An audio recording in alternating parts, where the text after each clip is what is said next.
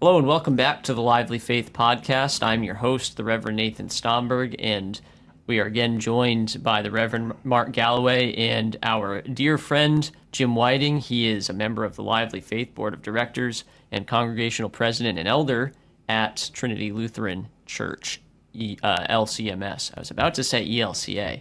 That would have been bad. LCMS Church in Ashaway, Rhode Island. So, Jim, you have a very, I would call it a prolific career in tennis, both as a player and as a coach. And I'd be remiss if we didn't take a chance to share and talk about some of your really interesting stories and experiences as a player and as a coach. And we'll use that, of course, we'll get into theology. We'll use that as a diving board to talk about the intersection of faith and sport. So I'm just going to turn it over to you. Tell us a couple stories about your time as a tennis player and maybe give us just some background about that. I sure will. Most of my career has been spent as a coach. This August, in just a few days, I'll begin my 46th year as a tennis coach. I'm 65.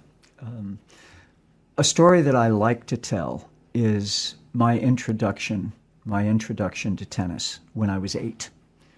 I grew up in a small town in southern Westchester, New York, Bronxville, New York. And every Tuesday and Thursday, there was a tennis clinic at the local tennis club. It was public, the Garden Avenue Tennis Center. And I was a baseball player at that time. I played Little Giant League baseball, but all my friends would disappear for an hour for this clinic. And I'd never played tennis before. And one day I just showed up to see what was going on. And on the two courts, there must have been like 30 kids, all with rackets, waiting in line to hit balls. And the tennis coach, his name was and is Jim Southall. Jim's 82 now. He taught me the game. We just recently got together for the first time in years, and it was just a wonderful, very emotional, wonderful, wonderful experience. But at any rate, I'm standing outside the gate, and he said, "You want to come in and try?" I said, "Yeah, I'd love to."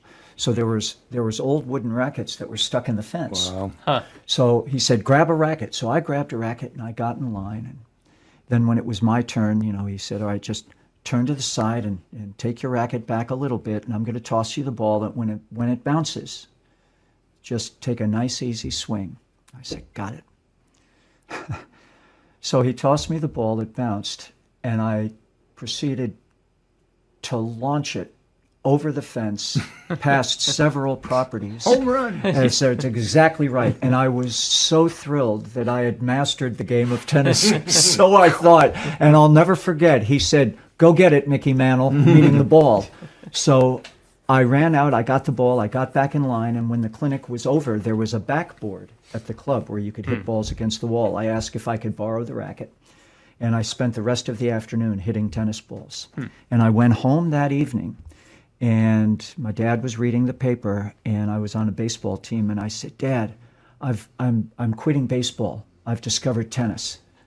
And he was reading the paper, and he looked down. He said, "You're what?" "I'm quitting baseball." He said, "You'll do no such thing, son. You are on a team. You will honor your commitment. When the season's over, or in your free time, play all the tennis that you want." This was during the summer. And so I did honor my commitment, and I played for the rest of the season. I was a shortstop, and I have not played baseball since.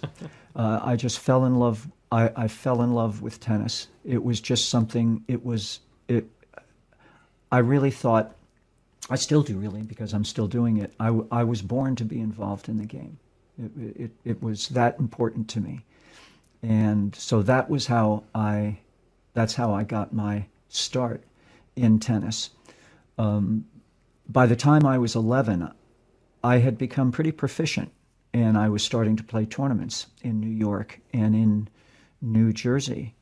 And one of my summer friends became John McEnroe. We would play in the summer at the same tournaments together. Can we just repeat that a second? So you were friends When in youth, in youth, when we were boys, we were 11 years old. In fact, John came to Bronxville, and I spent the night at the McEnroe's home in Douglaston, Queens, and I played against That ball John. was out. Was he as fiery back then? Yes. How about that? Yes, he was. He was. A book was written about him, and it was called Rage to Perfection, which is an apt title because he had a singular desire to be perfect on the tennis court, and whenever he would make a mistake, and make no doubt about it, he was remarkably good, gifted at the age of 11. He was like master of the net already. He was just. People would watch him play, and he was a remarkable tennis player. Still is remarkable. But the idea of him losing a point or a game was anathema, and so John has always been. He has always been that way. We played twice in singles, once in doubles. I am 0-3. I got the silver medal in all three of those encounters. Full disclosure, but it was such a thrill to be a part of that world, and then a few years later to see John become, well, ultimately the best tennis player in the world, winning the U.S. Open 3 times in a row, and then winning it another time, and winning Wimbledon 3 times. I mean, 7 majors. Great Bjorn Borg match, and right? Great Bjorn. Yes, absolutely. So. That was, you guys are too young. Yeah, it was before my time. 81, unbelievable. That was 1980. John lost to Bjorn in five sets. Some still say that is perhaps the best match and Borg of all had time. won 5 in a row before. Right, that's right. And so it was nice to be a part of that and to rub shoulders with that level of tennis. And it was the sport that I loved so much. I mean, it would be like you running with whoever your favorite runner is. I mean, for me, if I was a runner, Eamon Coghlan was always my favorite. He was my favorite. I loved him because he's Celtic and that's right. And so that was a great experience as a young boy. How did I get involved in professional tennis? Well, we're now in 1980. All right, I'm 21 years old, and I was told to go to the National Tennis Center, the USTA National Tennis Center. You're done with college tennis at this point? At this point, yes. I'm done with college tennis. He's skipping that. They were NCAA champions. No, So you were 11, playing with John McEnroe. You go. I assume you progressed through high school. Yeah, high school. I played on my high school tennis. Were you any good? What's that? I was decent. I was no John McEnroe, but I was decent. I was decent. But my entrance into college, how it happened, was really, really remarkable. My dad had died, and I was a little out of sorts. My brother was in the service. My mom was now alone. It was a tough time for the family. But I went to Georgia to play some tennis tournaments, and I played in a tournament at the University of Georgia against Wesley. Well, I won my first match, and then in the second match, I played against a fellow named Wesley Cash, who was an All-American, and he was a standout and a scholarship athlete at UGA, and Georgia was third in the country, Division I. It's high-powered tennis. And had at that time the biggest collegiate tennis facility in America. So they would get thousands of people for their matches, which is a heady experience when you're an 18 or 19-year-old kid. It's really something. But at any rate, I played Wes, and I won the first set, and I was 2 points from winning the match, and I choked. And I lost in 3 sets. And as I was walking off the court, Dan McGill, who was the tennis coach at the University of Georgia, at that time the winningest tennis coach in NCAA history, approached me, and he said, "Young man, how old are you?" I said, "I'm 18, sir." And he said, "Are you planning to go to college?" And I said, "No. No, I wasn't ready." He said, "Well, I would sure love it if you would consider playing here for me at the University of Georgia." Wow. Really? He said, "Yeah." And I said, "Okay." So I went to the phone, and I called my mom, and I said, "Mom, would you mind if I went to the University of Georgia?" I got a free scholarship. The University of Georgia. And she said, is that what you want, son? And I was literally like, I guess so. I guess so. And so that was my college experience. I mean, Wow. I was. Did you know you were that good at that point? What's that? Well, I wasn't that. I was decent. But Coach McGill wanted me to play there, so I did. But the way that it unfolded was kind of interesting. I mean, I was so not interested in secondary education. I didn't have any vision. I walked out halfway through the math portion of my SATs because I had to play in a tennis tournament. And if any kids are listening, don't pay any attention to that because I don't recommend it. But it's just what I did. I'm the only loser here that finished my SATs apparently. Right, It's 3 against 1. That's right. Nerd. My buddy, but he ended up going to Yale. I didn't. But how I ended up, going to college for a while and whatnot was somewhat unique. So there was that. So now, just one more story since you've asked. It's now 1980, and I'm still a bit aimless. Recovering from the death of a dad. My mom was not doing real well. She was starting to get sick. It was a very tough time. It was a difficult time. My dear friend, who was a tennis coach at the National Tennis Center where they hold the U.S. Open, called me and said, "Come on in for an interview. I want to introduce you to Mr. Gerulaitis. Vitas Gerulaitis Sr. was the director of tennis at the time, a lovely 64-year-old man from Lithuania whose son Vitas Jr. at that time was 3rd or 4th in the world." Right. Wow. So I Great went haircut. in. So I went in, and we spent about 2 hours together. And I was so excited because I thought, he's going to ask me to work for him. And then at the end of this interview, he said to me, "Right now, there's nothing available." And I was crestfallen. And this was August 8th, 1980. I remember the date. You'll know why in a second. He said, "Come back around Christmas time. I'd like to speak with you again." I said, "Okay." So we shook hands, and as East Europeans, very, very hospitable. He walks me to the door. And as I'm walking out the door, this young guy runs by me with his tennis stuff. And he says, not to me, but he says to Mr. Gerulaitis, who was affectionately known as Mr. G, Mr. G, I have a tournament this evening. Is there somebody here who can hit with me?" And I'm walking towards my car, and I hear, young man. And I turned around. He said, "Did you bring your equipment?" I said, I did, yeah. He said, "Quick, get dressed. I want you to hit a few balls."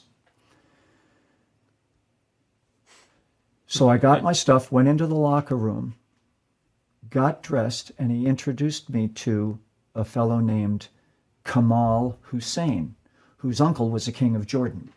Holy moly. Who was a tournament player at that time, getting ready to go to, I don't know, Cornell or something. He was 18 years old. I was 21. And he said, "I want you to hit a few balls." So I walked on the court. My heart was beating through my chest. So I'm warming up with this guy. And Mr. Gerulaitis said, "Would you play a set?" I said, "Sure." And I beat him like a drum. And when the set was over, it was about 2:30, Mr. Gerulaitis said, "Can you give a lesson at 4 o'clock?" I said, "Yes, sir." And my first day off was Christmas, 1980. And that's how I got my start in tennis. Wow. As a professional. Professional. As a professional coach, yes. And I've been doing it ever since. Wow. Amazing.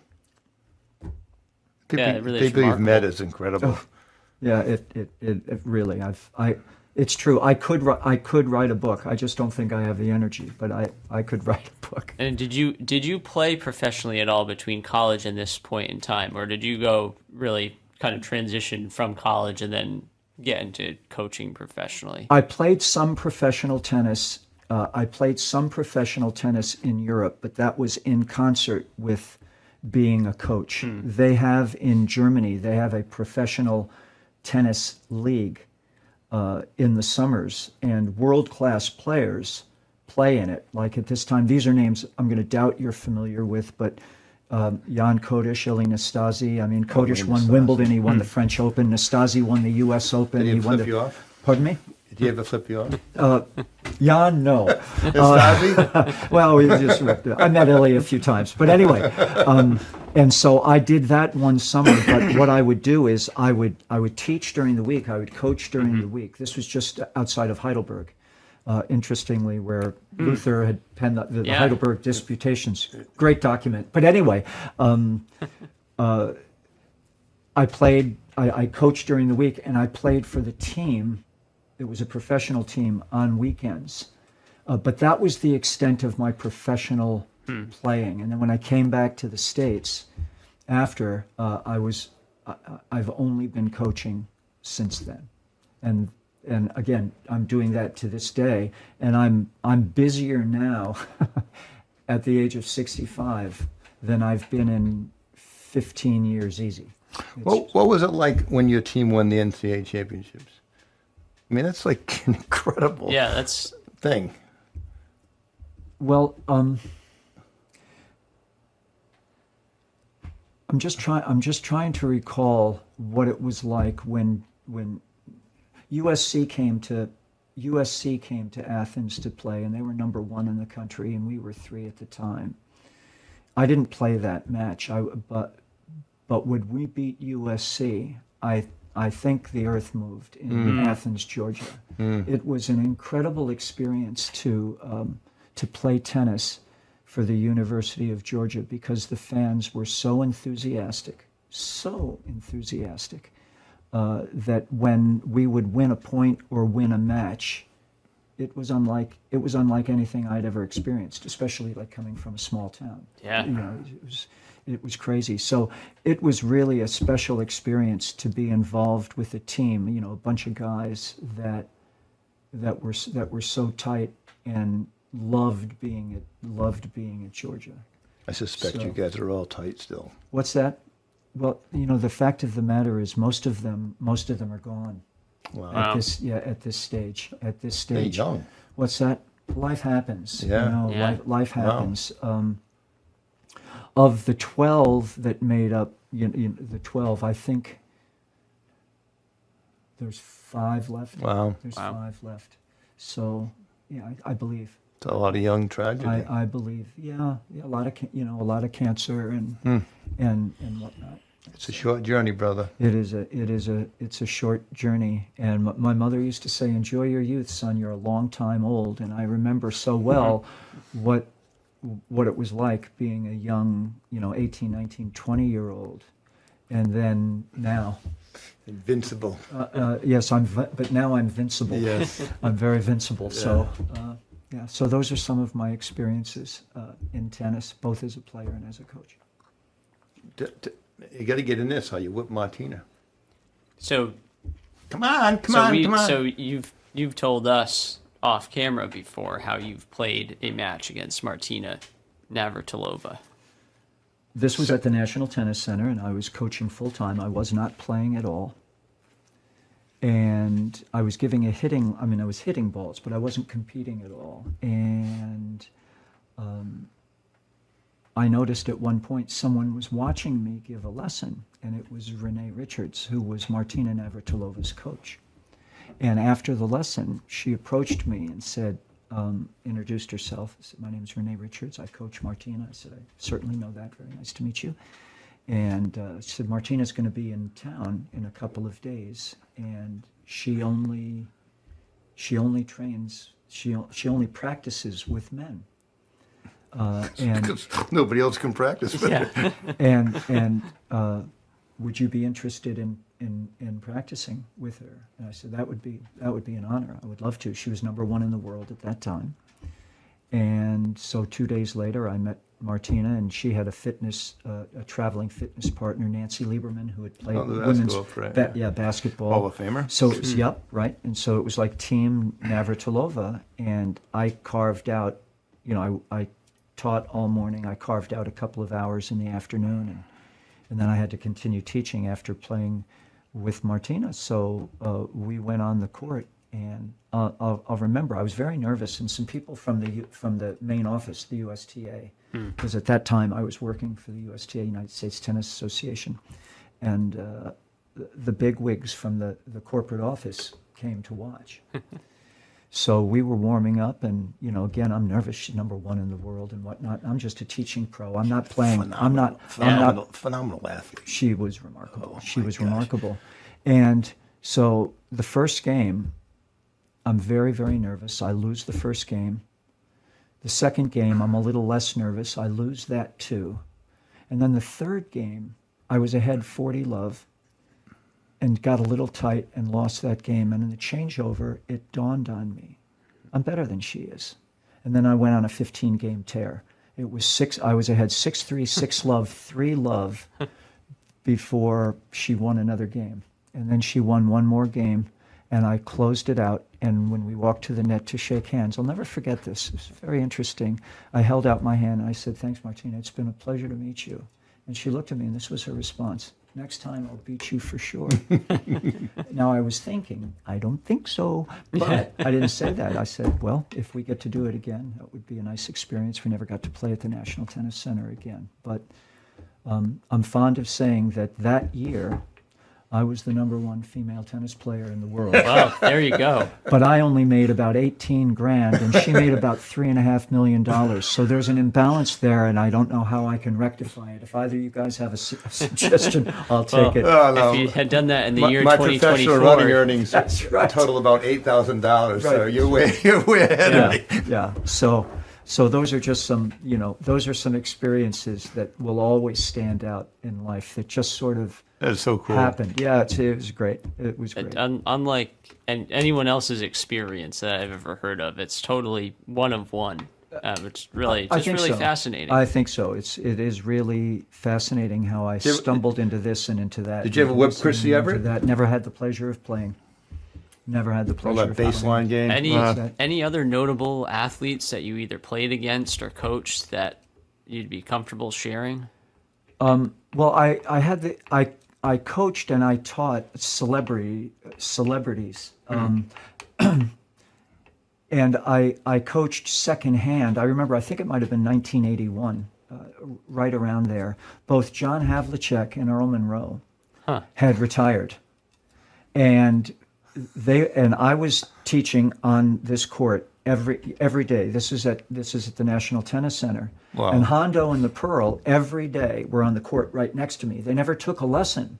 They never took a lesson from me, but they were such nice guys, and they would play tennis for 5 or 6 hours straight. And I noticed as I was teaching, again, they're right next to me, and I noticed each day they were improving, like by the day, noticeably. They were such remarkable athletes. Havlicek never got tired. What's that? Neither did Pearl. They did was not get unbelievable. tired. They didn't get tired, and they were such great guys. They went at it tooth and nail as buddies. It was beautiful. It was beautiful. But a black and a white man. And then but there was no. They were two men. You know what I mean? Oh, They were absolutely. just right. They were just two great athletes, iconic American superstars, just retired, New York and playing Boston. tennis, having an absolute blast. And I remember on Friday, I'll never forget this. Each day they'd be there, and I said, hey Pearl, Hondo, hey Jim. They were just the nicest guys. And on Friday, I said, I got to tell you guys something. You have both improved unlike anything I've ever seen in just a week. And Earl said, we've just been listening to you, Coach. And that was the nicest thing. And John said, what do we owe you? I said, you don't owe me a thing. Because they were listening, because I was teaching, and they picked things up, and they told me that we put into practice some of these things that we heard you say. And that was remarkable to be a part of that. Havlicek is so lost to history. Josh is a big basketball fan, but Havlicek, he's a top 25, 20 player of all time. Oh, But absolutely. he's like lost to history. He was drafted in all 3 sports: football, basketball, and baseball. I mean, he was just an unbelievable athlete. Yeah, and a gentleman. Yeah. Just a wonderful guy. Yeah, and when 8-0 in the NBA Finals. Not too shabby. Yeah. And a great human being. Great human being. Yeah. That is so cool. Yeah, and isn't that remarkable too, between the people that you've coached and people that you've played against? It becomes overwhelmingly obvious, doesn't it, with professional athletes how they exist and compete in a strata that is totally different from even competitive and otherwise talented athletes in the same sport, that there's just light years of distance between the top pros versus top competitive players, not only in their competitive spirit or nature, kind of like how Navratilova met you at the end of the match there, but even just like with Havlicek picking up on the sport so quickly, and just the natural innate athletic ability is really incredible when you meet it firsthand. Yes, yeah, that is so true, Nathan. And when the best athletes in the world in their disciplines are worthy of admiration, and they are extraordinary. They are. The average Joe doesn't really understand it. Not close. Just even like, I would have been equivalent like a double-A baseball player in my running career, right? And you're in the 99.9 percentile, right? And it's like, the average guy doesn't get, Nathan's running at a high enough level, he realizes how fast 5-minute pace is or something like that, right? And, they can't comprehend it. Right. Like, how good you got to be just to play any professional tennis. That's it. Or play That's any right. minor league baseball That's or right. whatever it is. That's right. You're incredible. And then when you're the best of the best, when that is a completely different. Yeah. It's a completely different world, Right. and that's why when I coach, and people who play tennis and take tennis seriously, they watch professional tennis. Right. And there are certain things that we can learn from the best that translate to the recreational level. But Yes. most of it, don't try this at home. No, they can't do it. You cannot do it. It's like, Martina, Steffi, Serena. I mean, they breathe different air. They do. Than anybody else does. they It's like in hockey when you talk about Gretzky, right? You're like, there's nothing to compare it to, Right. right? It's something other. Right. I watched Novak Djokovic was practicing with some of the top players from UCLA when he was in Los Angeles for whatever reason. And these are all American. These are the best young men in the country. And when I say he was toying with them, Yes. Oh, yeah. it was like a great big cat with a mouse, and he wasn't trying to humiliate them. embarrass them. Right. Yeah. He was hitting with them, but you could tell these guys were going all out, and he wasn't in first gear, and they just had absolutely Well, that's what 23 majors does. Yeah. 24. 24 majors, there you go. 24. Yeah. And there was a lesson there, because these All-American boys from UCLA are lights out. Great, great tennis players. And then there's this guy. And, no chance. It's exponentially different. It's like Jakob Ingebrigtsen, right? Yeah. You're just like, what is that? Why couldn't any human run like that, right? Yeah. Yeah. Yeah. So time for the crossover portion, right? I'll start again by asking you a question. What would you say were lessons that you took away from tennis that you found helpful in your life and discipline as a Christian? I can think of illustrations I use and Mark uses all the time from the sport of running. We'll get to those, but how about tennis? Is there anything from your experience as a tennis player and a coach that has informed your Christian experience? Well, there is. The first thing that I'll say is you learn more about a person in 1 hour on a ball field or a tennis court than in 20 years in a church service, because you bump up to your limitations and your weaknesses. And in tennis, it's very public. When you're playing tennis, you're naked. It's public in a sense. Would you say it's also something of an intimate experience with your opponent? Very. You're boxing. You're boxing. And somebody's going to lose. That's right. And somebody is going to lose. And when presented with the reality of failure, it's going to learn about you're going to learn a lot about your character, your disposition, your resilience, your ability to handle adversity, your ability to admit I was just beaten by a superior tennis player. Now we're dealing with ego issues. And there's nowhere to hide. There is nowhere to hide. You can't hide behind a uniform or under a helmet. And those sports are great. Please don't misunderstand me, but you can't. And I've seen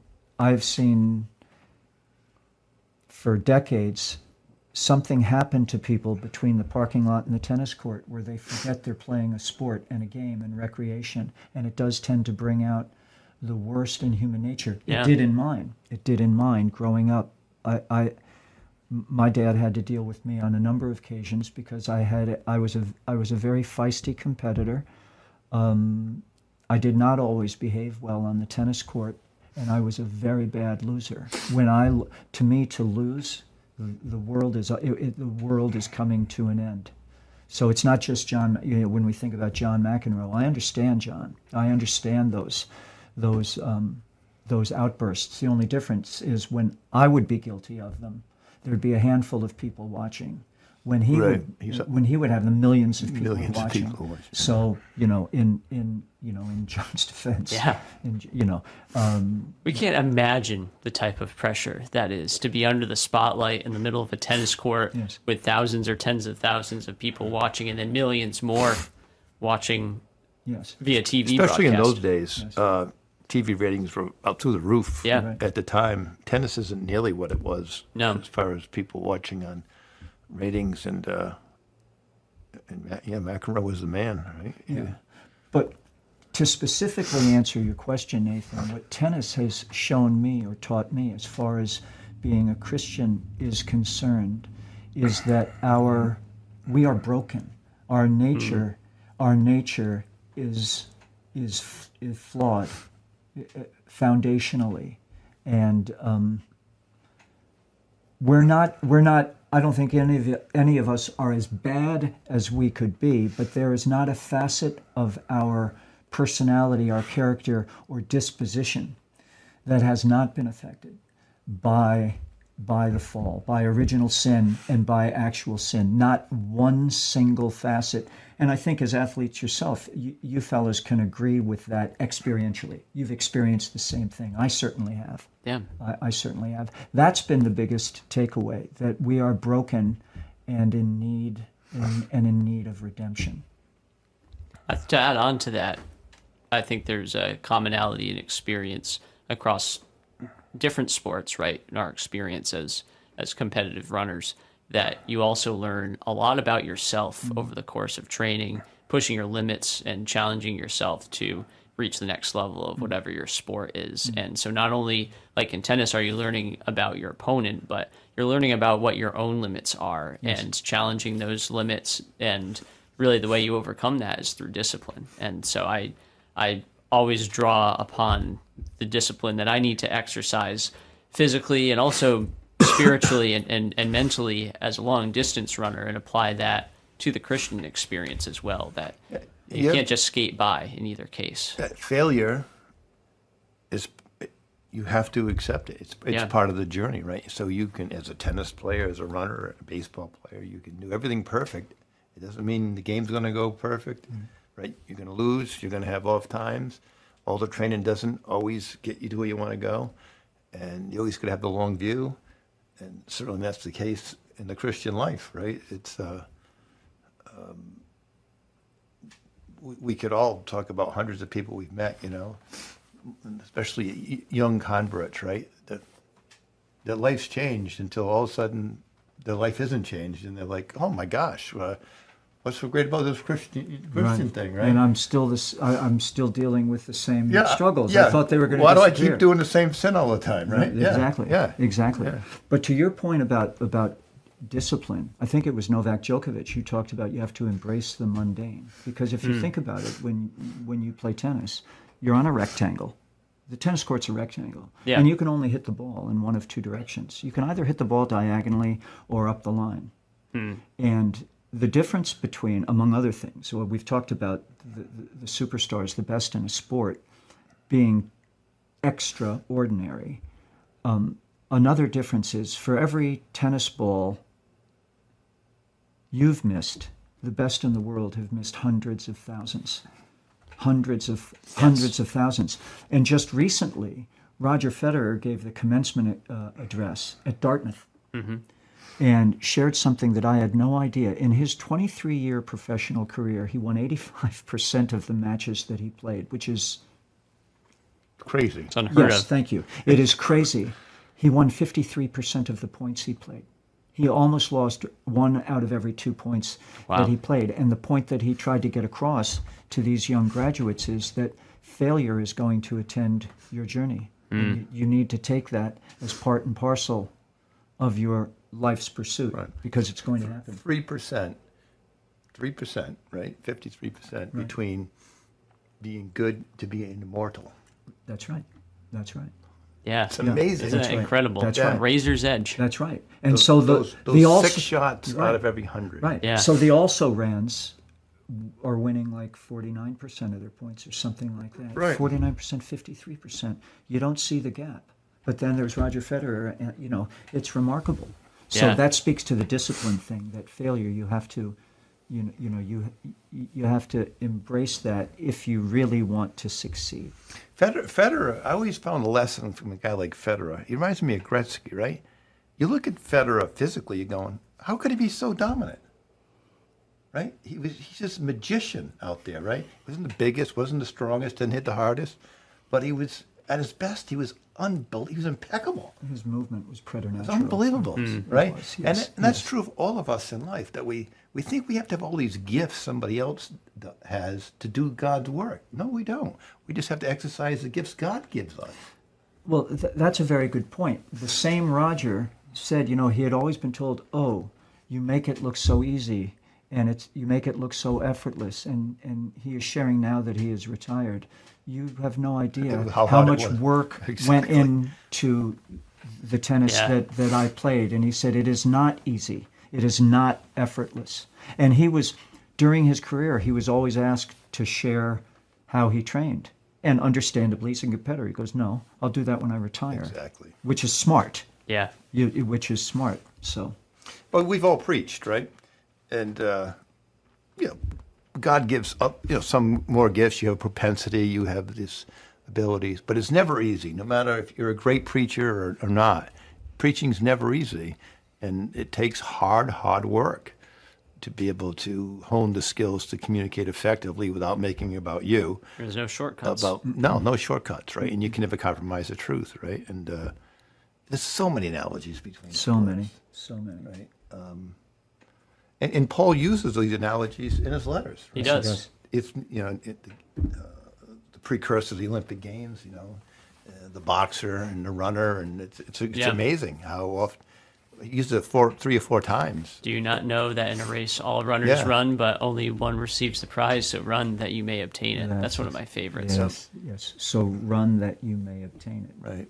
Because, right. And such a great example for us too. I'm reminded of, I believe it was Archbishop Fulton Sheen, who said, inside every sinner is a great saint, and inside every saint is a great sinner. Yep. And so within the spiritual gifts that we've been given by God's grace, right, we really don't have an excuse to say, as we so often do, oh, well, I can't do that, or I'll preach the gospel when X, Y, Z, or when I reach a certain age. Well, then When it's easy. it'll be easier. Then I'll reach Yeah. a certain level of spiritual maturity. But that's not true. Like whatever season of or stage of life we're at, we need to exercise consistent and mundane spiritual discipline in order to become the saint that does exist in some sense inside all of us. The potential to become a saint. That there's really no shortcut around spiritual discipline. None. Scripture reading, prayer, and of course we're very familiar with in the Anglican tradition with things like the daily office and Yes, which I So read that's from the- daily, by the way. In that heretical book. What's that? yeah. Not as far as I'm concerned. Not as far as I'm concerned. But finish this sentence. Whatever your hand finds to do, Do it well. do it with your might. Do it with your might. So, and discipline, it's not fun. Doing the same thing day in and day out is not fun. But when you achieve mastery, Oh, it's nothing like it. then there's nothing Yeah. like it. And that's what I try to share with my students, that once you are able to direct the ball at will, all of this boring repetition will become more than worth it. All of it. So, A woman that I coach, she probably runs at the highest level in our club, and she didn't have a great day yesterday. And we're walking back, and as a coach, you're trying to console them. Like, hey, you don't have a great day all the time. I look back, I ran about 1,000 races. I could literally, I was saying to Rob, I can remember maybe 5 races where everything went perfect. The other 995, that wasn't the case. So true. You got to stay in the race, right? Just as Paul says, right? You got to stay in the race, run the journey, complete the task, right? When it comes down to running, right, you have things like you have the field of competition, you have the course itself, the course conditions, you have the weather, the heat, humidity, the heat index. You have your own condition as it regards to that one particular week. How much sleep did you get? How did work go? How did you eat? What's your headspace? How's your family? How's your family doing? How are your relationships? Yeah. Are you ready to compete? Your mental state during the race itself, are you focused? Are you ready to compete? Are you willing to endure the ups and downs and the pain that you're going to encounter and execute to your race plan? And all of that is apart from the work that you've had to put in and day out for months and years in advance to layer on that fitness. So there really is a myriad of factors that need to line up perfectly for you to have that ideal race, and all to have those 5 days. Exactly. Right. And those are the peaks of your career. Yes, and it takes experience to know how to peak at the right time.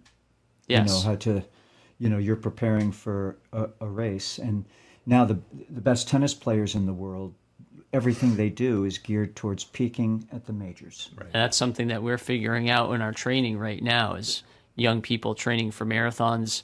Placement of the marathon within the season is very critical.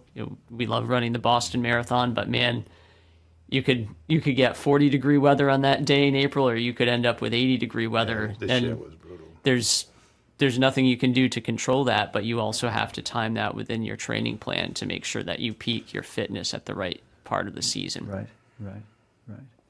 Yeah, sports are great. It's such a great teacher and an analogy for the life of faith, but it is. The contrast with the life of faith is we're not aiming to peak in this life. Our journey with God continues into the next. And so what we need to understand is that we need to have the discipline to fight through the hills and valleys, the peaks that will naturally occur. So we're not trying to time those peaks per se as we would training for an endurance sport, but we do need to understand that those peaks and valleys are also going to occur for us, whether we like it or not. I found in our sport that the elite runners I competed with and have known, some better than me, some slightly less so, the ones that know Christ, running is this thing that they remember with great fondness, but it was only a vehicle that brought him to greater glory, to giving to God. And the athletes who are not believers or pagans, they are left just reflecting on their own glory and trying to relive it. Right? And there's a huge difference between those two things. I was just at this big reunion, and most of those, vast majority of those people aren't believers, and most of them they're not happy about life, right? Because now they're in their 60s and 70s, they're all worried about mortality, and but we're not. Isn't that so true that, like so many other things, the Christian life and Christian faith help to put sport and competition in its proper place and help to put everything into perspective? If you think even in the evolutionary process of early humans, right, it was sport how a male protected his family, right? You had to run, you had to chase off the beast, you had to go hunting to prepare food, you had to protect your wife and children from other marauding tribes, right? It's all sport. Yeah. It's instinctual in who we are as human beings. And you can use it for the good, or you can use it for the ill. Yeah. And now in our civilized world, where sports have become this massive industry, it's still the truth. The sport is secondary to the effort. Yes. And the accomplishment is secondary to the effort. As we were talking off here, nobody cares what you did for 30 years. No. Not even my wife. So that calls into question Vince Lombardi's dictum: winning isn't everything; it's the only thing, which isn't true. That's not true. It's at not all. true. No. It's not true. It's nice. It's nice to win, but you're not going to win all the time. No. You're not going to win all the time. No. And It's like the analogy, when you talk about baseball. Oh, he's not great. They never won the World Series. Well, one player can't win the World Series, right? Ted Williams, the greatest hitter ever walked. He never won the World Series, right? It's a silly way to look at these sports, Yes, it is. right? But it's what we get from the endless voices in the world, right? It's like St. Paul writes again about those who compete for a perishable wreath, and those of us in Christ, we receive an imperishable. Yeah. that's right. Well, my ultimate hero, Eric Liddell, right? Yeah. Winning the gold medal wasn't the most important thing to No, him. refused It to was compete on Sunday. Bringing the gospel to China was the most important thing to Right. him, right? And he, Martyred in China. right, and he dies his death with a brain tumor and went to the grave singing God's glory, That's the message, right? Yes. Yeah. Yes. Yes.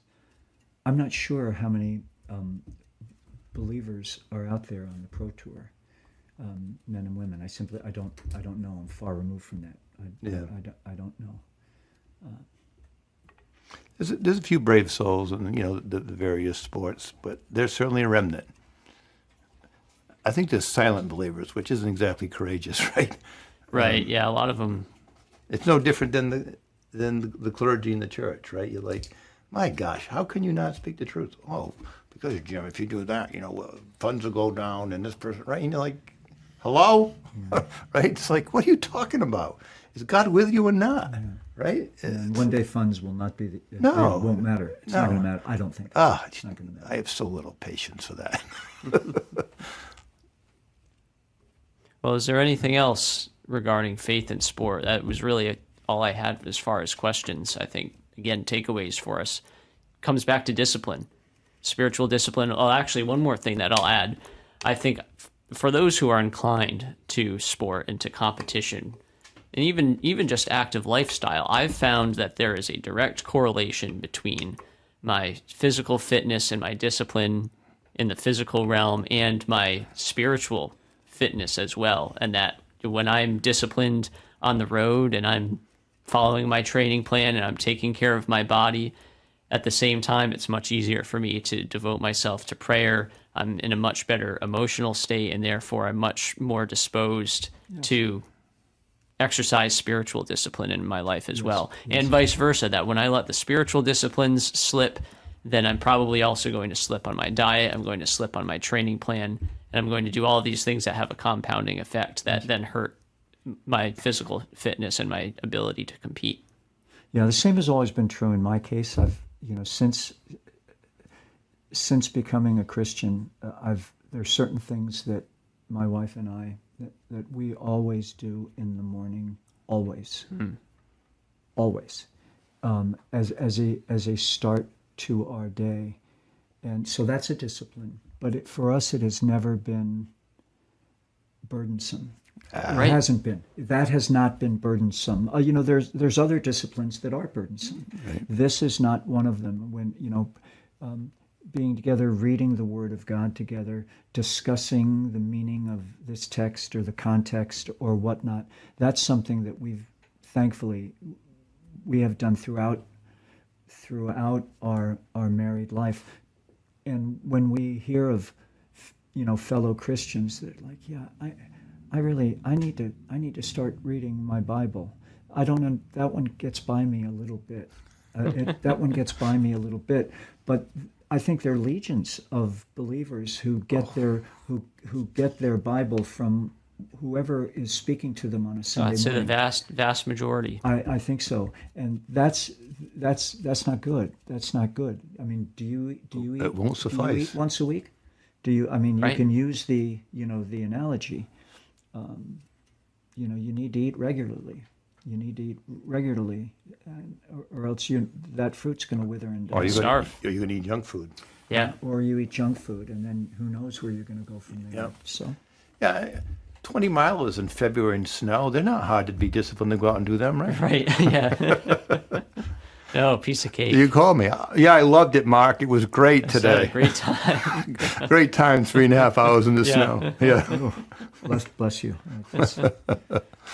You're welcome, Nathan. Yeah. But it's only by doing those things that you're prepared to run the marathon in the first place. That's right. Or in the last place. That's right. And so only by doing those mundane, difficult spiritual disciplines, feeding ourselves with Scripture. I always love we're what ready Paul to run a says. spiritual Paul race. says, run as to win. Yeah, But Paul's not saying you're going to win the race. that's a great point. Yeah, but you run as to win, right? There only can be one winner of a race. That's right. But it doesn't make you a loser because you don't win, right? I always tell a story. My favorite race, I lost by 100 yards. State championship. And I broke the state record in the 3,000 meters, but my arch rival had broke it by a lot more. And going into the state meet, I was being interviewed by the Providence Journal, and they said, what's your, guy was named Pat, and he goes, what's your strategy to try to beat Pat? I said, I have no intention of trying to beat Pat in this race because he's too good. I said, my goal is to beat everybody else. And I remember this day because it went perfect, Nathan, right? I stayed behind like second and third. I moved at 600 meters, and with about 300 meters to go, I passed second place.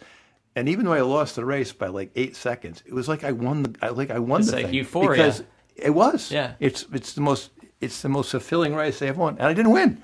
Yeah. And I'm like yes, because that was my goal. And like you said, you're not going to beat John McEnroe. No. But you can be the best you can be. That's right. And that's the right. key, right? Yeah. To whatever you do in life. Right. My favorite race was one that I didn't win either. Yeah. D3 New England's in college track my senior year, running 10,000 meter race.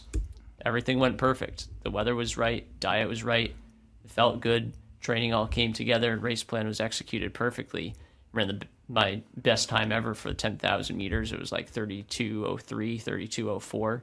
And I couldn't tell you what place I came in. I finished somewhere probably in the middle of the pack. So, I wasn't moving on to national championships or anything like that, but But it was victorious. I was victorious. I was elated. That was everything that my college career had been pointing toward. That one moment, very last race, and it all came together. Yeah. If we had a conversation 5 years prior when you went out on a run with me, just haphazardly one day, and I said to you, someday you're going to run 32 minutes in a track Yeah, race. I You would have been like, wouldn't have believed it. You're out of your mind. Yeah. Right? Yeah. But that's what God can do. Exactly. Yeah. Like a boy from from New York who is a shortstop, hits a tennis ball over the fence, ends up taking over your life, right? It did. It Yeah. absolutely Yeah. did. One swing of the racket. Yeah. One swing of the racket. I was done. Awesome. Thank you so much. You're welcome. It's just a pleasure. Jim, Yeah. it's great Good great stuff. pleasure as always. Good And stuff. God's hand in all things, that we can really see him at work. So And we're really glad you're on the team because we need somebody who's not a neurotic to be on this team. Well, I can't help you there, but yeah, it's a pleasure. we finally convinced a normal person to join our team. I love being a part of this, and thank you very much, both of you, for the invitation. This has been special.